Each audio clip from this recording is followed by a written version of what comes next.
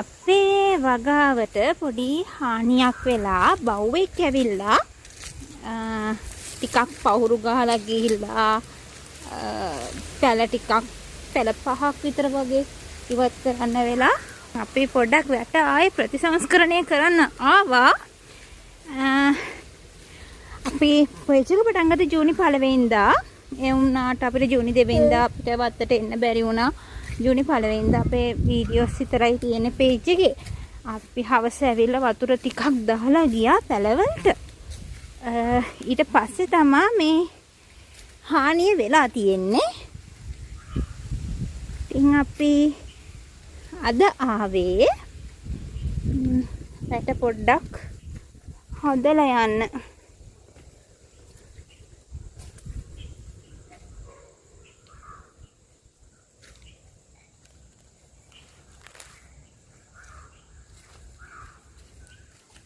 ආයේ දිනියක් කෑවා. කෝටු ටිකද? ආන් ඉරුටු ටික ගිහලා එකතු කරන් යන්න ගිහලා. ඔක්කොම එක මිටියකට එකතු අර යාව පැල කළා ඒවා. ඉරුටු පැල. කකුල එනවා ඊට පස්සේ අපි අවිදි කරා යද්දි. ඉතින් එයා අර අයිනේ දාලා තියෙන්නේ. මම පැල ටිකක් ලොකුවට පේනවා චුට්ටක්. කලින් එහෙම ගත්තම පැල පේන්නේ. තනින් තන පොඩියට පැල පේනවා. ඒ ගොවි මහත්තයාට අද වැටවල් බඳින්න වැඩක්.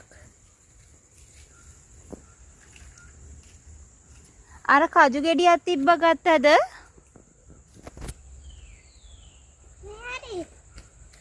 අරේ තිබ්බේ. කොයිද? නෑ අද උදේ නම් ටිකක් වැස්සා. ඒ හින්දා උදේ වතුර දැම්මේ නෑ. අවසත් වැස්සත් හොඳයි. ඊයේ රෑත් වැස්සා. ඒ වුණාට ඊයේ අවසරේ ඒක සවුත්තු වෙලා අරගෙන නැතුව. අර කොනේම තියනවා. ගහේ තව තිබ්බා වගේ දැක්කා. ඔය යන්න එපා එන්න. එන්න. අවුව තිබ්බට අදත් වහි වගේ වැහි ලොකු වැහි වලාකුලක් තියෙනවා. අවුවක් තියෙනවා. අවුවයි වැස්සයි නරුයගේ මගුලයි. ඒ පැත්තේ නෑ මේ පැත්තේ වැහි වලාකුලක් තියෙනවා. ඔන්න ඔහම තමයි අන්තිමට අපි කරේ. කම්බියක් පේන්නේ නෑ වීඩියෝ එකට. කම්බි වගේක් ගැට ගැව්වා. නැති අපි යනවා. ආයේ හවස එනවද වතුර දාන්න? හවස වතුර දාන්න තියෙන්නේ දැනට ඉතින් ඔච්චරයි.